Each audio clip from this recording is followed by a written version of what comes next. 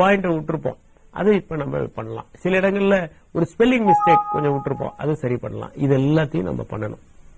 எல்லாத்தையும் பண்ணி அடுக்கி முடிச்சு எக்ஸாமினேஷன் நாள்ல நம்ம இன்விஜிலேட்டர் ஹேண்ட் ஓவர் பண்ணிட்டு வெளியே வரும்.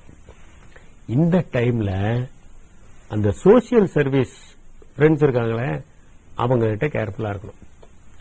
அவங்க என்ன பண்ணுவாங்கன்னா உடனே ஓடி வந்து இந்த கேள்விக்கு இந்த விடை எழுதுனையா அப்படின்னு நான் ஏதாவது ஒரு தப்பான விடையை சொல்லி உங்களை அங்கேயே போட்டுன்னு போக வச்சிருவாங்க. உங்களை டிஸ்கரேஜ் பண்றதும் டிமோரலைஸ் பண்றதுக்காகவே நிறைய பேர் இருப்பாங்க. இந்த எக்ஸாமினேஷன் முடிஞ்ச உடனே கடன் வெளியே வந்து நேரா வீட்டுக்கு போங்க. தயவு செஞ்சு முடிஞ்ச எக்ஸாமினேஷனை பத்தி யார்கிட்டையும் டிஸ்கஸ் பண்ணாதீங்க. ஏன்னா டிஸ்கஸ் பண்ணீங்கன்னா ஏதோ ஒரு பாயிண்ட் எழுதாம விட்டுட்டோமே, அதை விட்டுட்டோமே, இதை விட்டுட்டோமே பயங்கரமான கன்ஃபியூஷன் வரும். இதெல்லாம் நான் அனுபவிச்சிருக்கேன். மிகப்பெரிய எக்ஸாமினேஷன் எழுதிட்டு வெளியே வந்தோடனே இந்தியன் ஃப்ரீடம் மூவ்மெண்ட்ல எங்க இருந்து எழுத ஆரம்பிச்சீங்க நீங்க அப்படின்னு கேட்பாங்க. நம்ம ஏதாவது ஒண்ணு சொன்னோம்னா 1857 கிடையாது, 1757 இருந்து பேட்டில் ஆஃப் பிளாசில இருந்து எழுதணும்னு உங்களை கன்ஃபியூஸ் பண்ணுவாங்க. இதே வேலையா சில பேர் இருப்பாங்க. அவங்களுடைய வேலையே எல்லாரையும் டிஸ்கரேஜ் பண்றது. அதனால எக்ஸாமினேஷன் முடிஞ்சவனே எக்காரணத்தை கொண்டும் அந்த எக்ஸாமினேஷனை பத்தி யாருக்கிட்டையும் பேசாதீர்கள். முடிச்சிட்டீங்களா, சந்தோஷமா முடிச்சிட்டீங்க, ஜாலியா வந்துருங்க. இதுதான் நீங்க செய்ய வேண்டிய வேலை. வீட்டுக்கு வந்துட்டு நல்லா எழுதிருக்கேன்னு சொல்லிட்டு நல்லா வீட்லயோ ஹாஸ்டல்லயோ பேசாம நல்லா சாப்பிட்டுட்டு அடுத்தது என்ன பண்ணணும்னா போய் கொஞ்ச நேரம் ரெஸ்ட் எடுங்க. ஒரு ½ an hour to 1 hour நல்ல ரெஸ்ட் எடுங்க. ரெஸ்ட் எடுத்துட்டு குளிச்சுட்டு அடுத்த எக்ஸாமினேஷனுக்கு படிக்க ஆரம்பிங்க. இதுலயும் இன்னொன்னு என்ன சொல்றேன்னா, அந்த எக்ஸாமினேஷனுக்கு படிக்கும் போதும் ஒரு ரிவிஷன் தான் பண்ண போறோம் நம்ம. அதுக்கு இந்த அப்ஸ்ட்ராக்ட் நோட்ஸ் நீங்க ஏற்கனவே ப்ரிப்பேர் பண்ணிருக்கீங்க இல்லையா, அதை எடுத்து பாருங்க, நல்லா பாருங்க. நாங்களாம் என்ன பண்ணுவோம்னா இந்த மாதிரி டைம்ல ஒரு எக்ஸாம் எழுதி முடிச்ச உடனே ஒரு 8 மணி வரைக்கும் படிப்போம். இந்த நோட்ஸ், அப்ஸ்ட்ராக்ட் நோட்ஸ் இதெல்லாம் படிச்சுட்டு அதுல ஏதாவது சந்தேகம் வந்தா மெயின் நோட்ஸ் பாக்குறது, இப்படி பார்த்து 8 மணி வரைக்கும் படிப்போம். அப்புறம் மெஸ்ஸுக்கு போவோம். மெஸ்ஸுக்கு போய் சாப்பிட்டு வந்து உட்கார்ந்த உடனே ஒரு 1.5 hours எல்லாம் டிஸ்கஸ் பண்ணுவோம். அந்த கேள்விக்கு இப்படி, இது இப்படி, அதை இப்படின்னு எல்லாம் டிஸ்கஸ் பண்ணுவோம். டிஸ்கஸ் பண்ணி ஒரு 10 மணி வரைக்கும் நல்லா டிஸ்கஸ் பண்ணிட்டு ஒரு சைக்கிள் எடுத்துட்டு போய் RS புரத்துல போய் ஒரு டீ சாப்பிட்டு வருவோம். அதுக்கப்புறம் ஒரு 1 மணி நேரம் ஜாலியா படிச்சுட்டு படுத்துருவோம். நான் சொல்றது என்னன்னா, எங்களுடைய பேட்டர்ன் வேற. ட்ரைமஸ்டர் சிஸ்டம் முத நாள் தான் படிப்போம். ஆனா நான் உங்க சிஸ்டத்துல முத நாள்ல இருந்தே படிக்க சொல்லிடுறேன். எக்ஸாமுக்கு முத நாள் நாங்க படிச்சோம், உங்களை முத நாள்ல இருந்தே படிக்க சொல்லிடுறேன். அதனால நீங்க என்னன்னா 10 மணிக்கெல்லாம் நல்லா போய் தூங்க ஆரம்பிச்சிருங்க. கிரியேட்டிவ் விஷுவலைசேஷன் பண்ணுங்க, தூங்க ஆரம்பிக்கங்க. அடுத்த நாள் அதே மாதிரி சாப்பிடுறது, அதே மாதிரி ஒரு 2 மணி நேரத்துக்கு முன்னாடியே படிக்கிறத நிறுத்திடுறது, எக்ஸாமினேஷன் ஆளுக்கு போறது, இதெல்லாம் பண்ணுங்க. இப்ப இந்த பிரசன்டேஷன் பண்றதுல சில விஷயங்கள் நம்ம தெளிவா தெரிஞ்சுக்கணும். என்னன்னா, சயின்ஸ் சப்ஜெக்டை எப்படி பிரசன்ட் பண்றது, ஆர்ட்ஸ் சப்ஜெக்டை எப்படி பிரசன்ட் பண்றது, இப்ப மேக்ஸ் எப்படி பிரசன்ட் பண்றது. மேக்ஸ் சொன்னா நாம இந்த ரைட் ஹேண்ட் மார்ஜின்ல ஒரு போர்ஷனை ஒதுக்கி அங்கதான் இந்த கால்குலேஷன் எல்லாம் போடணும். இன்ஃபேக்ட் கால்குலேஷன்ஸ் போடுறதெல்லாம் அங்க போட்டாதான் நாம போட்டிருக்கோம், எதையும் பார்த்து எழுதலங்கிறது தெரியும். அது ஒண்ணு. சயின்ஸை பொறுத்த வரைக்கும் டெபினிஷன்ஸ், சின்ன மார்க் கொஸ்டின்ஸ் இருக்கலாம், படம் வரைய வேண்டிய அவசியம் இல்லை. யாராவது டெபினிஷன் கேட்டா உடனே அந்த டெபினிஷன் நம்ம படம் வரைய மாட்டோம். பெரிய கேள்விகளுக்கு மட்டும்தான் நம்ம படம் வரைவோம். ஒரு medium questions and big questions இதுக்கு தான் நம்ம படம் வரைவோம். அந்த மாதிரி இதுல எப்பவுமே ரைட் சைட்ல தான் நம்ம இடத்தை ஒதுக்கி பண்ணணும். இப்ப ஒரு கேள்வி இருக்கு, அந்த கேள்வி ஒரு 2 பக்கம் அளவுக்கு அதுக்கு ஆன்சர் இருக்கு. ஆனா நாம எழுத வேண்டியது ஒரே ஒரு பேராகிராஃப் தான் எழுதணும். ஏன்னா அவ்வளவுதான் அதுக்கு மார்க், அவ்வளவுதான் அந்த டைம் நம்ம ஒதுக்க முடியும். அப்ப அந்த மாதிரி டைம்ல எப்படி அதை கண்டென்ஸ் பண்றது அப்படிங்கறத நம்ம தெரிஞ்சுக்கணும். இப்ப ஒரு கிராப் பத்தி ஒரு கிராப்ப பத்தி ஒரு வருது, அதுல என்னென்ன பெஸ்ட்னு கேக்குறாங்கன்னா, இப்ப right about the best in பிரிஞ்சால் அப்படின்னு கேட்டாங்கன்னா அதுல ஒரு 20 பெஸ்ட் இருக்கு. 20 எழுதுனா அதுக்கே 1 மணி நேரம் வேணும். அப்ப நம்ம என்ன பண்ணணும், 2 முக்கியமான பெஸ்ட மட்டும்தான் எடுத்துட்டு நம்ம எழுதணும். இப்ப ஒரு உதாரணத்துக்கு இந்தியாவுல கம்யூனல் ஹார்மனி எதனால டிஸ்ரப்ட் ஆனது அப்படின்னு கேக்குறாங்க. Trace the history of communal harmony, problems related to communal harmony in Indian history. இப்ப இதுக்கு ஒரு 10 பேஜ் எழுதலாம். ஆனா அவங்க கேட்டிருக்கிற கேள்விக்கு 10 மார்க் கேள்வி. அப்ப நம்ம என்ன பண்ணணும், 4 முக்கியமான பாயிண்ட் அதை மட்டும் எடுத்து அதை மட்டும் எழுதுனா போதும். பாயிண்ட்ஸ் எல்லாம் எழுதும் போது ஒண்ணுக்கு கீழே ஒன்னு எழுதணும், கொச்சன்னு எழுதக்கூடாது. ஒரு பாயிண்ட் கீழே ஒரு பேராகிராஃபா சின்னதா பிரிச்சு எழுதணும். எப்பவுமே திருத்தறவங்களுக்கு வேலை கம்மியா வச்சோம்னா நமக்கு மார்க் நிறைய வரும். ஒரு நல்ல நீட்டான பிரசன்டேஷனை பார்த்தாலே உங்களுக்கு சந்தோஷமா இருக்கும். அதுல பத்தியா பிரிச்சு எழுதுறது, பாயிண்டா எழுதுறது, நிறைய ஆன்சர் இருக்கும்போது முக்கியமான பாயிண்ட்ஸை மட்டும் எழுதுறது, தேவையானதை மட்டும் எழுதுறது ரொம்ப அவசியம். எங்க நிறைய மார்க் இருக்கோ சயின்ஸ்ல அங்க இல்லஸ்ட்ரேஷன்ஸ் தேவை. இப்ப எக்கனாமிக்ஸ் இருக்கு, அப்ப நிச்சயமா அங்க சார்ட்ஸ் தேவை, கிராஃப்ஸ் தேவை.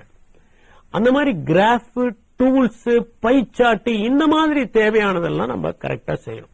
இப்ப சோசியல் சயின்ஸ் எடுத்துட்டா நிச்சயமா அங்க மேப் டிராயிங் இருக்கும். நாம முறையா நான் சொல்லியிருக்கேன், நம்ம வீட்டுல எப்பவுமே ஒரு வேர்ல்டு மேப்பும் ஒரு நேஷனல் மேப்பும் இருக்கணும்.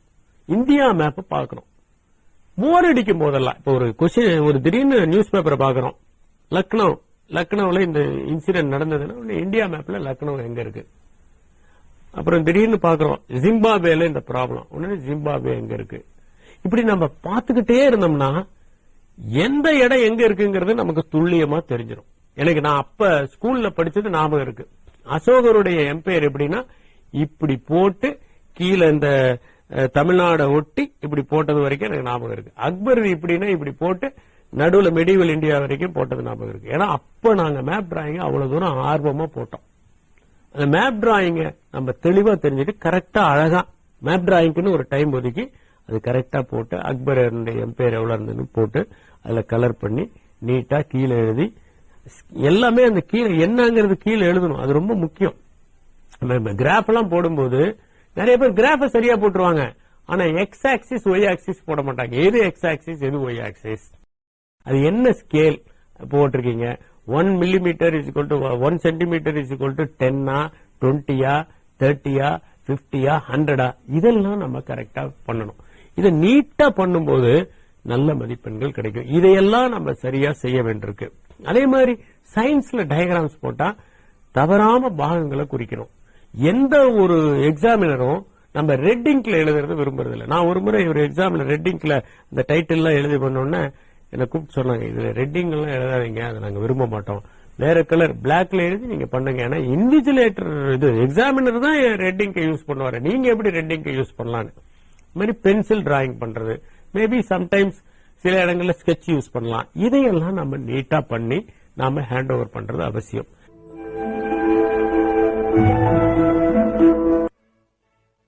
அங்கன்வாடி மையங்கள் பச்சிளம் குழந்தைகளுக்கு ஒரு வரப்பிரசாதங்க. எடை குறைவான மற்றும் நோய் அறிகுறி உள்ள குழந்தைகள் அவங்களுக்கு தேவையான மருத்துவ பரிந்துரைகளை செய்யறாங்க. இந்த அங்கன்வாடி மையங்கள்ல உங்க குழந்தைகளை விடுறது மூலமா தமிழகத்தை ஊட்டச்சத்து குறைபாடு இல்லாத ஒரு மாநிலமா உருவாக்குவோம். சமையல் பிடிக்கும்னா கட்டாயமா சக்தி மசாலாவும் பிடிக்கும். சக்தி மசாலா சமையல் பிடிக்கும் என்றால் சக்தி மசாலாவும் பிடிக்கும்.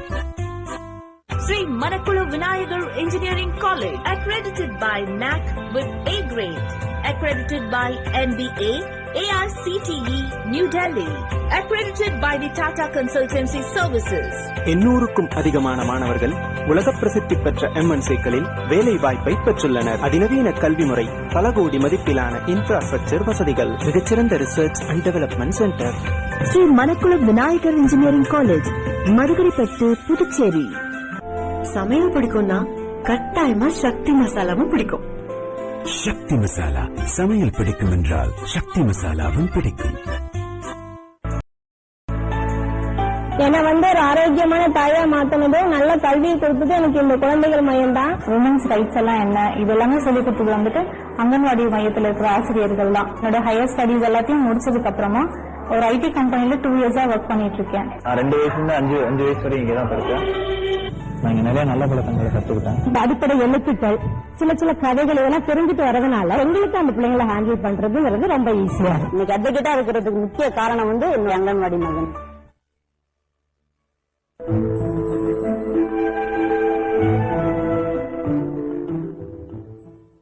அதுல இந்த தெளிவான இந்த ஆன்சரை எழுதும்போது சப்போஸ் ஒரு 2 லைன் தான் இருக்கு, 2 லைன் தான் இருக்கு அந்த பேஜ் முடியறதுக்கு. இப்ப அதுல ஒரு டிராயிங் போட்டு அங்க ஆரம்பிக்க கூடாது, ஃப்ரெஷ்ஷான பேப்பர்ல நம்ம ஆரம்பிக்கணும். அது ரொம்ப முக்கியம். ஒரு 3/4க்கு கீழே வந்துட்டாலே அந்த பேஜை விட்டுட்டு அடுத்ததுல ஃப்ரெஷ்ஷா ஆரம்பிக்கிறது நல்லது. அப்புறம் ஒரு ஆன்சரை 2 பக்கம் இழுக்கணும்னு இழுக்க வேண்டியதில்லை, அது மொத்த ஆன்சரே அவ்வளவுதானாக்கா அந்த எசென்சியலான பாயிண்ட்ஸ் மட்டும் எழுதுனா நல்லது.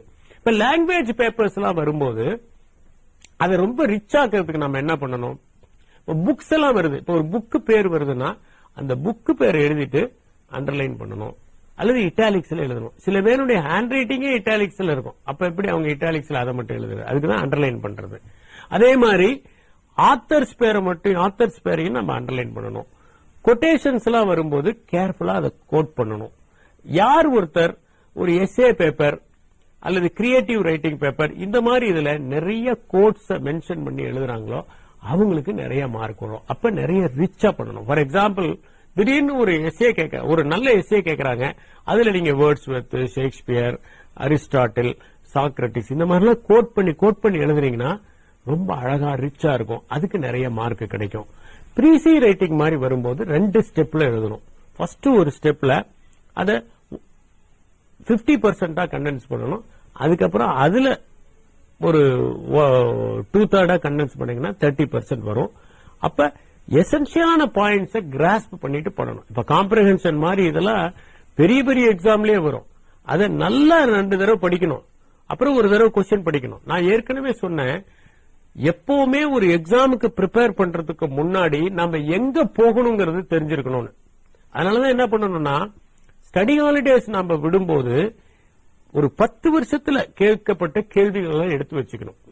அதுல நிறைய ரிப்பீட் ஆகிறதுக்கான வாய்ப்பு இருக்கும். சில கொஸ்டின்ஸ் எப்ப பார்த்தாலும் ரிப்பீட் ஆகும், சில கொஸ்டின்ஸ் எப்பவுமே பெரனியலா ரிப்பீட் ஆகக்கூடிய கொஸ்டின்ஸ் இருக்கும். ஒரு உதாரணத்துக்கு ஸ்டடி ஆஃப் இங்கிலீஷ் லாங்குவேஜ் அப்படின்னு ஒரு சப்ஜெக்ட், அதுல ஃபெனடிக்ஸ் பத்தி வரும். அதுல இன்வேரியபிளே கிரிம்ஸ்லா வெர்னர்ஸ்லா ஏதாவது ஒண்ணு வரும், இது வராம இருக்க முடியாது. வெர்னர்ஸ்லா வந்தா கிரிம்ஸ்லாவும் எழுதிதான் ஆகணும், அதான் பவுண்டேஷன். அந்த மாதிரி கேட்கப்படக்கூடிய கேள்விகளை நம்ம தரவா ப்ரிப்பேர் பண்ணிட்டு போறது நல்லது. எல்லாத்தையும் படிச்சா கூட எதெல்லாம் ரிப்பீட்டடா வருதுங்கிறத நம்ம தரவா ப்ரிப்பேர் பண்றதும் சில டைம்ல எழுதி பார்க்கறதும் அவசியம் சொன்னேன். இந்த மாதிரி கேள்விகளுக்கு இந்த எக்ஸாமுக்கு முதல் நாள் கொஞ்சம் அதிக எம்பசிஸ் கொடுத்து நம்ம ரிவைஸ் பண்றது நல்லது. அப்ப எக்ஸாமினேஷன்ல நம்ம பிரசன்ட் பண்ணும்போது எதெல்லாம் முக்கியமோ அந்த பாயிண்ட்ஸை கொஞ்சம் அண்டர்லைன் பண்றதுல தப்பில்லை. அப்ப இந்த அண்டர்லைன் பண்ற பாயிண்ட பார்த்தேன், ஒரு 2 கொஸ்டின்ஸ்க்கான ஆன்சர்ஸ் விவரமா படிப்பாங்க. அதுக்கப்புறம் ஓரளவுக்கு, ஏன்னா அவங்களுடைய எக்ஸ்பீரியன்ஸ்ல அப்படி பார்த்தாலே தெரிஞ்சிடும், அவங்க அப்படியே பார்த்து அவங்களுக்கு அந்த எக்ஸ்பர்டைஸ் வந்துருச்சு, பார்த்தவங்களே எந்தெந்த பாயிண்ட்ஸ் ஹைலைட் பண்ணி நம்ம பண்ணும்போது அதுக்கு மதிப்பெண்கள் நிறைய கிடைக்கும். அதே மாதிரி எதுவுமே பேசிவ் வொக்காபுலரி இருக்கக்கூடாது, பிளஃப் பண்ணக்கூடாது. ஒரு கொஸ்டினுக்கு ஆன்சர் தெரியலன்னு வச்சுக்கோங்க, எல்லா கேள்விக்கும் பதில் தெரியுது, 99% எல்லாம் எழுதிட்டீங்க, ஒரே ஒரு கேள்விக்கு உங்களுக்கு பதில் தெரியல, எதையாவது ஒண்ணு பிளஃப் பண்ணக்கூடாது, அதை விட்டுட்டு கூட வந்துடலாம், பிளஃப் பண்ணக்கூடாது. பிளஃப் பண்ணோம்னா நிச்சயமா நம்மளை பற்றிய அபிப்பிராயம் தப்பா இருக்கும். அதே மாதிரி எழுதும் போது நாம எக்ஸாமினரை ஏமாத்தணும்னு நினைச்சு எழுதக்கூடாது. சில பேர் என்ன பண்ணுவாங்கன்னா, ஃபர்ஸ்ட் பாயிண்டையே 4th பாயிண்டா போடுறது, அப்புறம் மறுபடியும் 7th பாயிண்டா போடுறது, செகண்ட் பாயிண்ட. இதெல்லாம் ரொம்ப ஈஸியா அவங்களால கண்டுபிடிச்சிட முடியும். இன்னொரு முக்கியமான விஷயம், எக்ஸாமினேஷன் ஹால்ல தயவு செஞ்சு எக்காரணத்தை கொண்டு யார்ட்டையும் எதுவும் பேசாதீங்க, பக்கத்தில் உட்கார்ந்து எதுவும் கேட்காதீங்க. If you have a doubt இன்விஜிலேட்டரை கேளுங்க, பக்கத்தில் உட்கார்ந்து பேசாதீங்க. சில டைம்ல இந்த மாதிரி கேட்டு அவங்க வெளியே அனுப்பப்பட்ட சம்பவங்கள் உண்டு, அது மாதிரி வாழ்க்கையை தொலைத்துக்கிட்டவங்களும் உண்டு. அதனால அந்த எக்ஸாமினேஷனை எழுதும் போது அதுல முழுமையான அக்கறையை செலுத்தி ஒவ்வொரு கேள்விக்கும் சரியான விடை, ஒரு 4 கேள்விக்கு விடை சரியா எழுதணும்னே நமக்கு ஒரு உற்சாகம் வந்துடும், மைண்ட் அப்படியே கிளியர் ஆயிரும். அந்த டைம்ல சிலதெல்லாம் நமக்கு பாதிதான் ஞாபகம் இருக்குன்னு நினைக்கிறதெல்லாம் கிளியரா வர ஆரம்பிச்சிடும். அப்ப எல்லாத்தையுமே நம்ம நீட்டா எழுத முடியும், எல்லாத்தையுமே நம்ம வெரிஃபை பண்ண முடியும், எல்லாத்தையும் நம்ம கொடுக்க முடியும். இது மாதிரி ஒவ்வொரு எக்ஸாமினேஷன் முடியும் போதும் நம்முடைய முழுமையான ஆற்றலை அதுல நம்ம செலுத்தணும். எந்த ஒரு விடையிலையும் இரலவெண்டா எதுவும் இருக்கக்கூடாது. இப்ப இங்கிலீஷ்னு எடுத்துட்டீங்கன்னா ஃபிளாலெஸ் இங்கிலீஷ் தான் முக்கியம், ஃபிளவரி லாங்குவேஜ் முக்கியம் இல்ல. ஆனா ஃபிளா இல்லாம இருக்கணும். என்கிட்ட ஒரு ப்ரொஃபசர் சொன்னாரு, கிராமர்ங்கிறதுக்கு GRA MMERன்னு சில பேர் போடுவாங்க. அப்படி போட்டாங்கன்னா அவங்களுக்கு எல்லாத்துலயும் நான் கம்மி மார்க் கொடுப்பேன். ஏன்னா கிராமருக்கு ஸ்பெல்லிங் தெரியலன்னா இவங்களுக்கு எப்படி நான் மார்க் கொடுக்க முடியும்? எப்படி பாருங்க, எப்படி how they view it. The fundamentals are very very important. அந்த மாதிரி ஃபண்டமெண்டல்ஸ்ல நம்ம ரொம்ப தெளிவாகவும் ரொம்ப கிளியராகவும் இருக்கணும். இன்னொரு முக்கியமான விஷயம் என்ன சொல்லுவோம்னா, மேத்தமேட்டிக்ஸ் மாதிரி விஷயங்கள்ல நிறைய கேள்விகள் வரக்கூடிய ஒரு சப்ஜெக்ட்ல ஒரு சின்ன பிசகுனால தப்பு பண்றது உண்டு. A+B² கேட்டா அது A²+B² எழுதிட்டு வந்தவங்கள நான் பார்த்திருக்கேன். அதுக்கு காரணம் என்னன்னா ஒரு சின்ன பதற்றம், ஓவர் லுக்கிங் பண்ணுவோம். அதனாலதான் அந்த 10 நிமிஷம் ரிசர்வ் ரொம்ப முக்கியம். அந்த 10 நிமிஷம் ரிசர்வ்ல நாம எழுதி இருக்கிறது அந்த கேள்விக்கும் அதுக்கும் பொருத்தமா இருக்குதாங்கிறது இந்த மாதிரி இதுல தெளிவா பார்க்கணும். பெரிய கேள்விக்கு பார்க்கலனாலும் சின்ன கேள்விக்கு பார்க்கறது ரொம்ப அவசியம். கம்பேர் அண்ட் கான்ட்ராஸ்ட் அப்படின்னு வந்தாலே ஒரு டேபிளர் காலம் டிரா பண்ணணும். டிரா பண்ணிட்டு 1 2ன்னு போடணும். அதை பேராகிராஃபா எழுத முடியாது. டேபிளர் காலம் போட்டு இதுல என்ன ஒண்ணு, அதுல என்ன, இதுல என்ன, அதுல என்ன அப்படின்னு ஒவ்வொன்றுக்கும்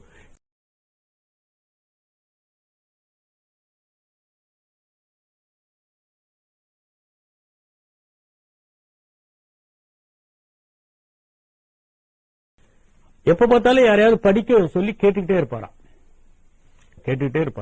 அவருடைய அட்மினிஸ்ட்ரேஷன் அவ்வளவு நல்லா இருந்ததாம். அவருடைய கேபிட்டல்ல லிக்கர் இருக்காது, எந்த விதமான அட்ராசிட்டியும் இருக்காது. அலாவுதீன் கில்ஜியை பார்த்துதான் ஷேர்ஷா தன்னை மாடல் பண்ணிக்கிறார். அவரு மாதிரி ஒரு அட்மினிஸ்ட்ரேஷன் கொடுக்கணும்னு. ஷேர்ஷாவுடைய அட்மினிஸ்ட்ரேஷன்ல ஒரு வயசான லேடி ஒரு பொற்காசுகள் உள்ள ஒரு பையோட தூங்கலாங்கிற அளவுக்கு அது பாதுகாப்பா இருந்தது. அதை மாடல் பண்ணி தான் அக்பர் தன்னுடைய கவர்னன்ஸ் பண்றாரு. அப்ப அந்த மாதிரி புக்ஸ் எல்லாம் நம்ம ஆபிரகாம் ஏராலி அவருடைய புக்கை கோட் பண்ணலாம். இந்த மாதிரி ரோமிலா தாப்பரை கோட் பண்ணலாம். யாரு என்ன சொல்லிருக்காங்க கோட் பண்ணி you can make the answer rich. அதே மாதிரி ஜியோகிராபிலையும் நாம we can make the answer rich. சைக்காலஜில we can make the answer rich. எக்கனாமிக்ஸ்ல வேரியஸ் ஸ்காலர்ஸ் பழைய புத்தகத்துல இருந்து ரீசெண்டா வந்திருக்கிற புக்ஸ் வரைக்கும். இப்ப ரீசெண்டா பாத்தீங்கன்னா எக்கனாமிக்ஸ்ல ஒரு அருமையான புத்தகத்தை ஒரு சைனீஸ் ஆத்தர் எழுதியிருக்காரு, ஸ்காலர், பியூட்டிஃபுல்லா எழுதியிருக்காரு. நோபல் பிரைஸ் அப்படிங்கிறது எக்கனாமிக்ஸுக்கு ஒரிஜினல் நோபல் கான்ஸ்டிடியூட் பண்ணலங்கிறதுல இருந்து ரொம்ப எளிமையா எல்லாரும் புரிஞ்சுக்கிற மாதிரி எழுதியிருக்காரு. இப்ப எவல்யூஷனை ரொம்ப எளிமையா புரிஞ்சுக்கிற மாதிரி எழுதப்பட்டிருக்கு. ரொம்ப சிம்பிளா நல்லா புரிஞ்சுக்கிற மாதிரி. ரிச்சர்ட் டாக்கின்ஸ் ஒரு புக் எழுதியிருக்காரு எவல்யூஷன் பத்தி. யுவல் நோவா ஹராரி எழுதியிருக்காரு தி ஹிஸ்டரி ஆஃப் மேன் அப்படின்னு சொல்லிட்டு. இதெல்லாம் நம்ம படிக்க முடியும். அதனால நம்ம என்ன பண்ணணும்னா இந்த மாதிரி சப்ஜெக்ட்ஸ்ல நம்முடைய ஸ்காலர்ஷிப்பை உணர்த்துறதுக்கு மேகசின்ஸ், ஜேர்னல்ஸ், இந்த மாதிரி இதை சோர்ஸ கோட் பண்ணணும். இப்ப நீங்க சொல்றீங்க India is 25th in the per capita income ஏதோ ஒன்று சொல்றீங்கன்னு வச்சுக்கோங்க. அதுக்கு என்ன சோர்ஸ்ங்கிறத பிராக்கெட்ல எழுதணும். இப்ப நீங்க ஒரு புதிய ஃபேக்ட் அங்க கொண்டு வரீங்க, இது வரைக்கும் யாருக்கும் தெரியாத ஒரு ஃபேக்ட நீங்க அங்க கொண்டு வரீங்கன்னா அது எந்த சோர்ஸ்ல இருக்குங்கிறத எல்லாத்திலையும் சயின்ஸ்லயும் எழுதணும். திடீர்னு நீங்க ஒரு புது கான்செப்ட சொல்றீங்க. ஃபார் எக்ஸாம்பிள் பிரெயினை பொறுத்த வரைக்கும் நியூரோஜெனிசிஸ் ஹேப்பன்ஸ், புதிய நியூரான்ஸ் உண்டாகுது அப்படிங்கிறது ரீசெண்டான ரிசர்ச். அப்ப அந்த ரீசெண்டான ரிசர்ச், ஏன்னா நாம நினைச்சோம் நியூரான்ஸ்ங்கிறது பிரெயின்ல செத்துக்கிட்டே இருக்கு, புது நியூரான்ஸ் உண்டாக வாய்ப்பே இல்ல அப்படின்னு சொன்னப்பட்ட கான்செப்டுக்கு முற்றிலும் மாறான ஒண்ணு நம்ம சொல்லும் போது நம்ம என்ன பண்ணணும்னா அது எந்த இடத்துல நம்ம படிச்சோங்கிறத கோட் பண்ணணும். இதெல்லாம் நம்ம ஆன்சர் பேப்பர்ல கோட் பண்ணணும். அதை அழகா பிராக்கெட்ல கோட் பண்ணி அண்டர்லைன் பண்ணணும். இன்ஃபேக்ட் அதை வரிசைப்படுத்தி எழுதலாம். அப்படி எழுதும் போது அந்த ஆன்சர் எப்படி இருக்குன்னா பிரசன்டேஷன் பியூட்டிஃபுல்லா இருக்கணும். எது நல்ல பிரசன்டேஷன்? நான் ஒரு முறை சொன்னேன், ஃபாரின் டெக்ஸ்ட் புக்ஸ்ல 30 பக்கம் இருக்கும், 40 பக்கம் இருக்கும் ஒரு சப்ஜெக்ட். ஆனா ஈஸியா படிச்சிடலாம். ஏன்னா பிரசன்டேஷன் நல்லா இருக்கும். ஒரு சார்ட் இருக்கும், பாயிண்ட்ஸ் ரீகேப்சுலேட் இருக்கும், அப்புறம் ஒரு டேபிளர் காலம் போடுவாங்க, ஒரு கேஸ் ஸ்டடி போடுவாங்க. படிக்கிறதுக்கு அவ்வளவு இன்ட்ரெஸ்டா இருக்கும்னு. அதே மாதிரி நம்முடைய பிரசன்டேஷனை குறைந்த நேரத்தில் அதிக தகவல்களை படிக்கிற மாதிரி நாம பிரசன்ட் பண்றோமா, அது ரொம்ப ரொம்ப முக்கியம். அந்த மனநிலையோடு நம்ம பிரசன்ட் பண்ணோம்னா நம்முடைய ஆன்சர்ல எங்கெங்க நம்ம அண்டர்லைன் பண்ணணும், எங்க கோட் பண்றோம், எங்க டயக்ராம் போடுறோம் அப்படிங்கறத ஈஸியா ரீடபிள் ஃபார்ம்ல நம்ம கொடுக்கணும். அதை படிச்ச உடனே அவங்களுக்கு மார்க் வர மாதிரி இருக்கணும். இதை நம்ம செய்யணும். இன்ஃபேக்ட் நான் என்ன சொல்லுவேன்னா எல்லா ஆன்சர்லயுமே நம்ம டெக்ஸ்ட் புக்கை தாண்டி சில பாயிண்ட்ஸ் பிரசன்ட் பண்ணணும். நம்ம படிச்சிருக்கோம், ஏற்கனவே நான் சொன்னேன், முத நாளே நம்ம போய் லைப்ரரியில பல்வேறு விதமான டெக்ஸ்ட் புக்ஸ்ல இருந்தும் ஜேர்னல்ஸ்ல இருந்தும் பாயிண்ட்ஸ் கலெக்ட் பண்றோம். அந்த பாயிண்ட்ஸ் எல்லாம் தவறாம நம்ம மென்ஷன் பண்ணணும். இன்னும் சொல்ல போனா அந்த அடிஷனல் பாயிண்ட்ஸ பியூட்டிஃபுல்லா ஹைலைட் பண்றது அவசியம்.